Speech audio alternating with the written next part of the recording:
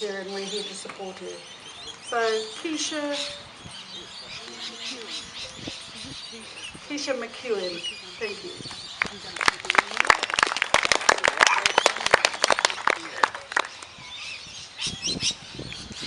It is with respect and gratitude that I acknowledge the Ngaro people of the land on which we gather this evening and pay my respects to their elders, past and present.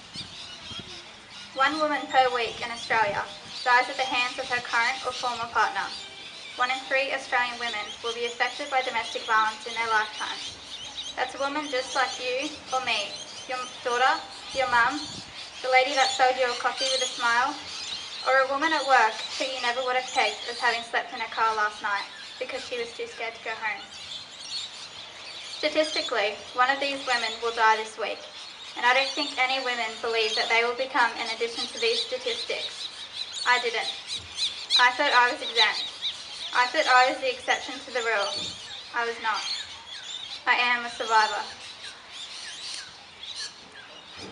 For those of you who don't know me, my name is Keisha McEwen. In my 18 years of life, I have faced many adversities. Some were big and some were small.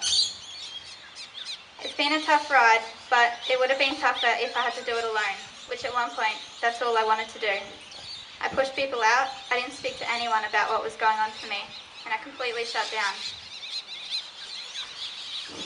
When I was 16, in grade 12, I left home due to circumstances far beyond my control. I had no idea what I was going to do, where I was going to live, or how I was going to get through year 12. I just knew I needed to leave, as my safety was at risk.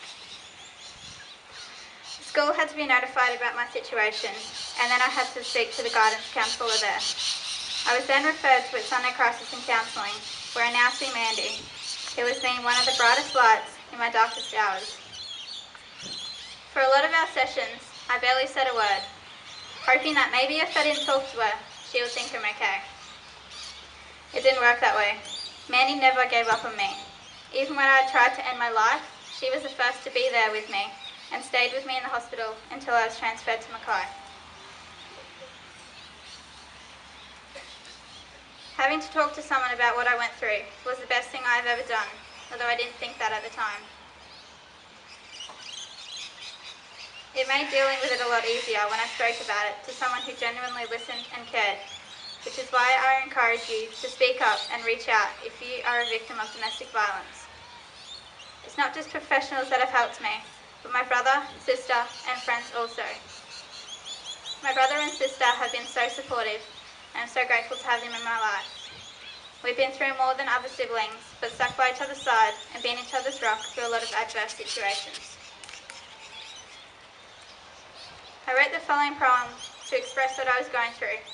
I wouldn't say it was easy to write, because that would be a lie, but it did help me to understand and accept what I had been through.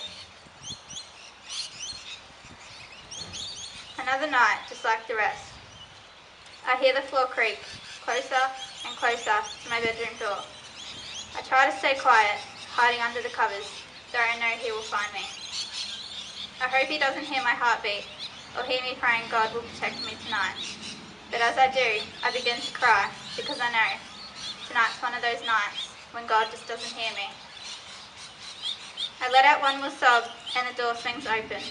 The hallway light shines in, but the darkness radiates off him. So strong, he has a smile on his face. Nothing will stop him. I can't even defend myself. He rips off my clothes and holds me down. As I try to turn away, he pulls me back and covers my mouth. I am too scared to breathe. A few days pass by. I hear him moaning my name while stumbling around the house. Closer and closer, he is walking toward me. Now he is on my bed, and before he even touches me, I begin to cry as I wonder, where is God tonight? This time I try to fight back. I yell, I cry, I try to break free, but he is too strong. He won't let me go until he is finished. He leaves me lying there to think of what I'd done wrong, to think of ways I could avoid him. The shame gets worse, too afraid to tell, but too hard to hide the pain, day after day. Lord, I would do anything if you would keep him from walking through that door. But it doesn't change. I realise I am all alone. No one to protect me, no one to save me.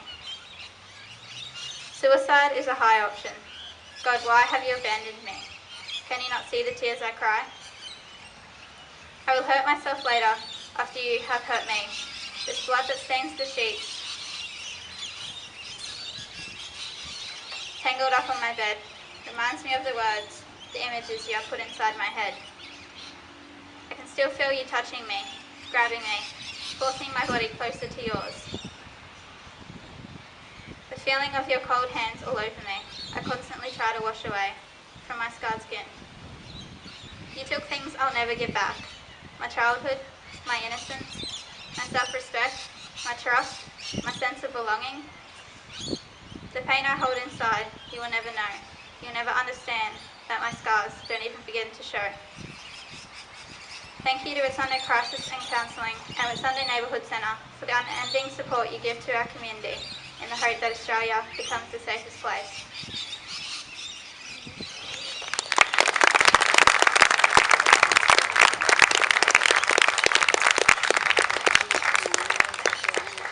Thank you, Keisha. I hope you know that everyone that is here tonight, without maybe even realising, are there to support all the other little Keishas who are still out there waiting for someone to make the call. We're going to have a couple of songs from our choral right now, a choral group, and just give us some time to think about what